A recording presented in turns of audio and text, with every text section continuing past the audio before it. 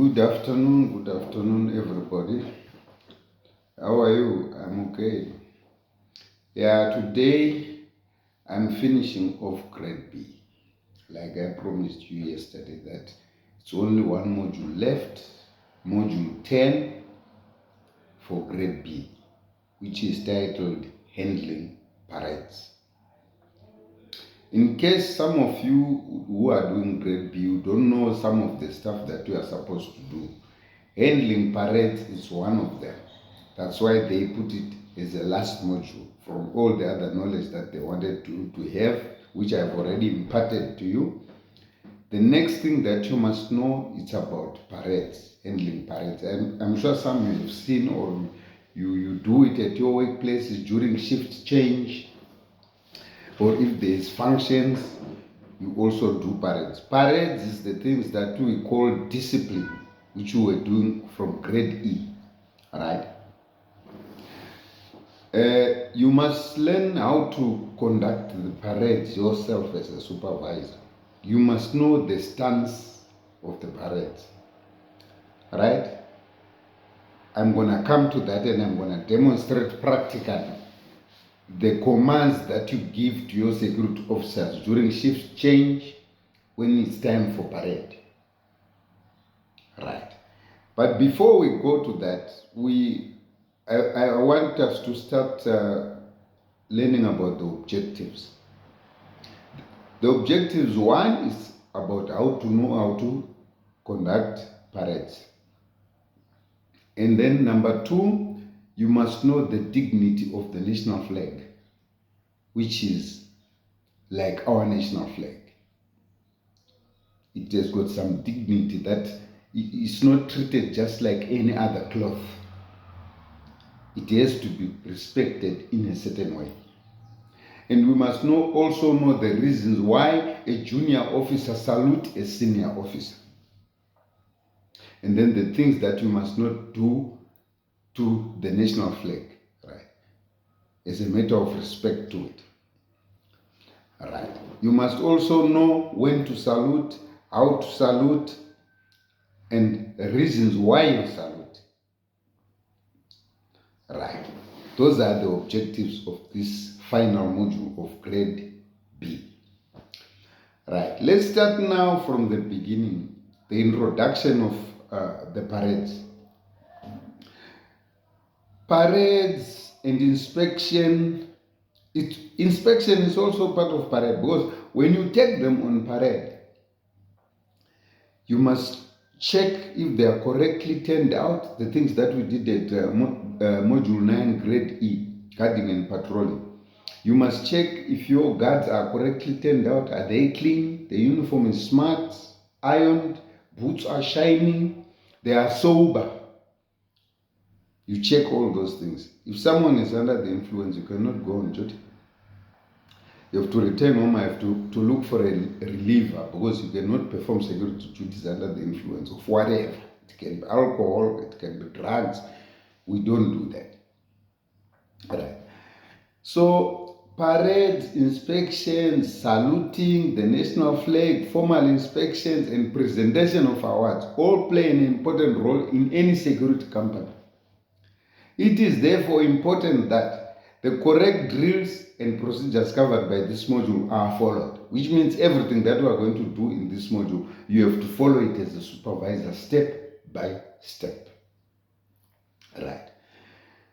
When getting on parade, this is what happens. We call it roll call, right?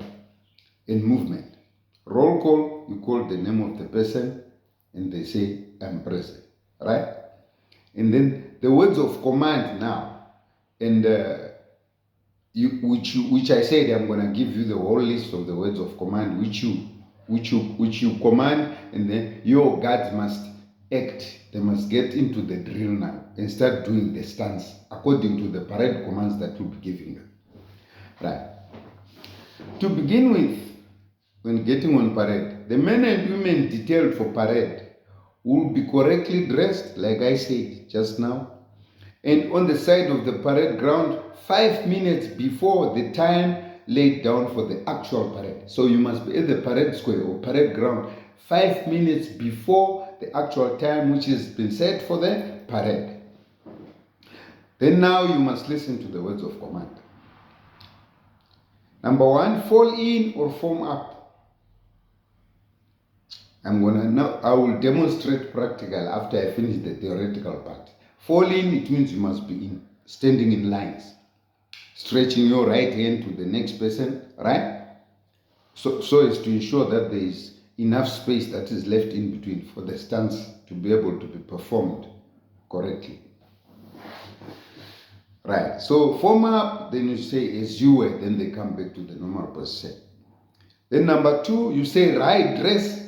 All the people from the second line going down towards the left, they will be stretching their hand, right dress, then they look at the right. Then eyes front, then they come back to the normal position, they look in front. That's how it's done. Then after that, then we've got attention, whereby you bring both legs together and stand still in an alert position.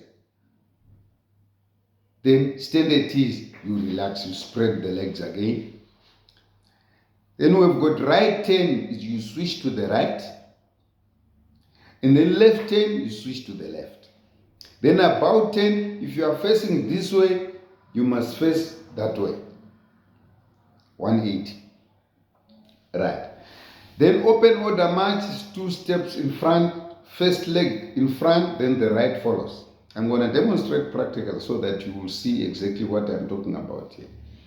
Then close order march, you come back to the normal position that you were. So it's open order march to the front, close order march back to the position where you were.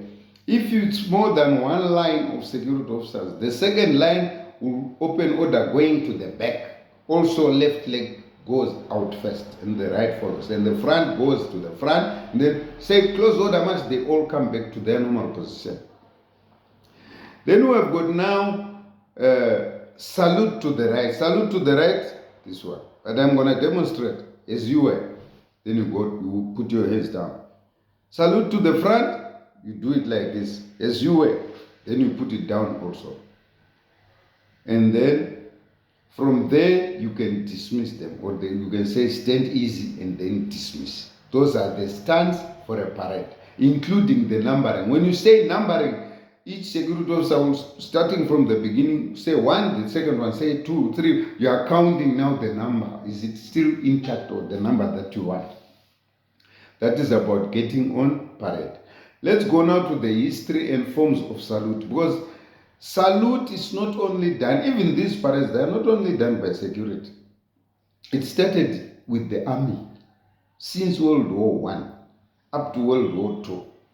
Then police adopted it from the army. Security also were adopted it from the army and the police. But it's still one and the same. Those things that you see, quick march, slow march, all those things.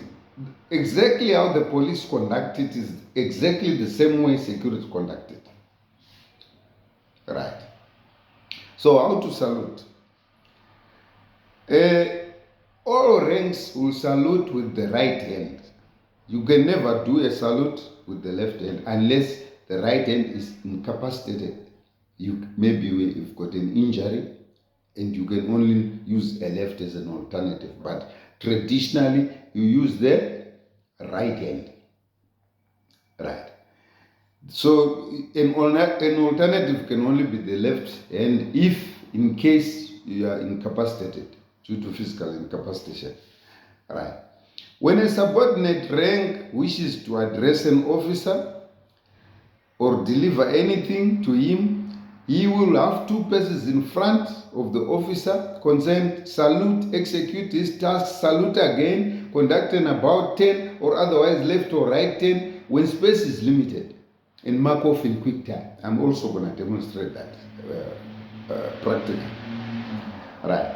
Articles should be handed or taken over with the left. So if you are presenting something, you march there and then you salute, you hand over the article with the left hand, right? When possible. Or in the traditional manner, whereby you salute and then take it from the left, put it on the right and issue that whatever you are issuing. And then after that you salute, about 10, march off in quick time. That's how it works. Right. Compliments by officers. An officer in civilian clothes. He is an officer, one of you guys, but he is in civilian clothes, not in uniform. Right? Saluted by a guard force member, which means somebody who is in uniform, will acknowledge the salute by a slight nod of the head, just to do like this. Because he is in civilian clothing, he's not in uniform. Right? Or raising his head dress. Let's say he's having a cap, put it up a little bit. That's how he responds to the salute, because he's in civilian clothing. Right. When an officer is dressed in uniform, he will acknowledge the salute, which means if he's in uniform now, you salute, you must also salute back. That's how it works. Right. The acknowledgement of a salute by the casual wave of the hand is not accepted, recognized procedure, because now you salute somebody, then you just say, there are people who like to do this. The Tsotsi style of doing it is not permissible, and it's not recognized procedure. The security officer must not salute members of the armed forces or the police. It is not permissible. We don't salute police officers. We don't salute the army. Police and army security don't salute them. We only salute our own. That's how it works. Right, let's go now to the national flag. I think we all know the national flag. Ngosisigalela Africa. Right. The national flag, about the dignity of it. There are things that must not be done to the national flag. But okay, let's see how it works. It must be flown from sunrise to sunset, which means when you finish duty, when the sun sets, the flag must be removed, nicely wrapped and put in the office. I used to do it myself when I used to work on a site.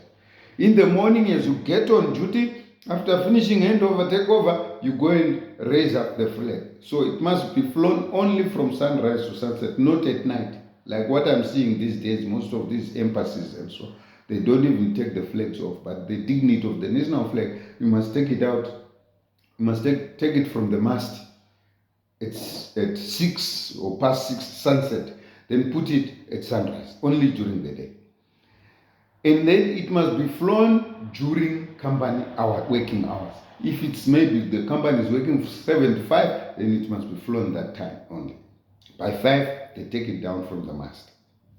Right, that is the national flag. Right, we come now to the dignity of the national flag. There are 4 things they say they must not be done to the national flag. Number 1, the flag must not touch the ground.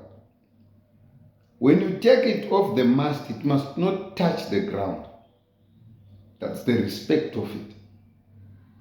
A little bit before it reaches the ground, grab it all up and then you remove it from from that line where you raise it and take it down. That's how it works. So it must not touch the ground. Number 2, it must not be used as a tablecloth. What are you trying to achieve? I know people are doing it, but those ones are not real flags. There are fake ones, because there's a lot of fake flags around here. Most of them made in China, understand? Others made locally. You can see the texture of the material that is not the same. The national flag, the material is it's stiff. It's much more like I don't know how I can put it across, but there's some light material, cheap one.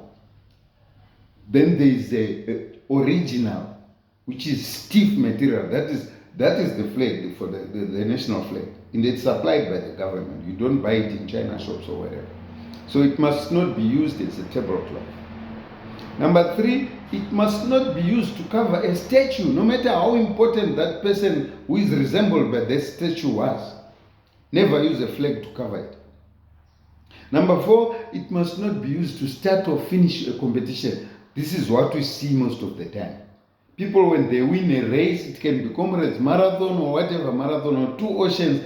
When you win, there's somebody with a flag. That flag is those are fake ones. And give the flag and then run like that. I have seen it even in the Olympics. Jamaicans, that guy who used to sprint a lot, Bolt, his name. Yeah, he used to get a Jamaican flag just before finishing line and then start waving it to finish the competition. A real flag, you don't use it for that. So those are the things that about the dignity of the national flag that must not be done to the national flag. Number one, it must not touch the ground. 2, it must not be used as a tablecloth. 3, it must not be used to cover a statue. 4, it must not be used to start or finish a competition.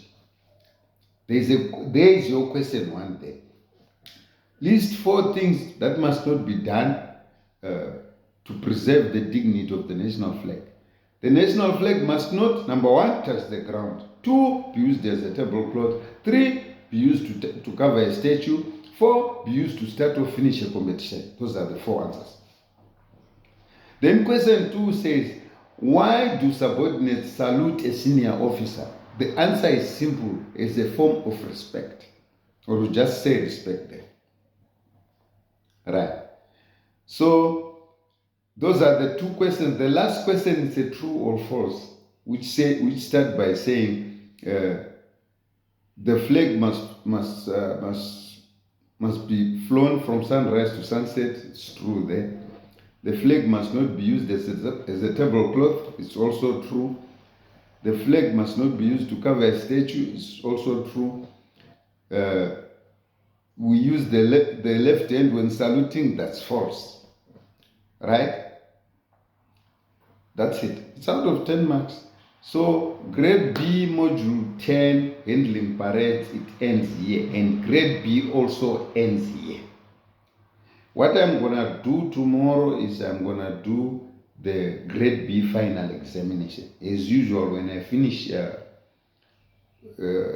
grade, I give the final examination. And I'm going to also, in the coming week, starting to do progress tests for all the grades. Because when you are attending, first day you do certain modules, 2 or 3 or 4. The following day, you write a progress test before you proceed to do the other forthcoming modules. So I'm going to start doing the progress tests.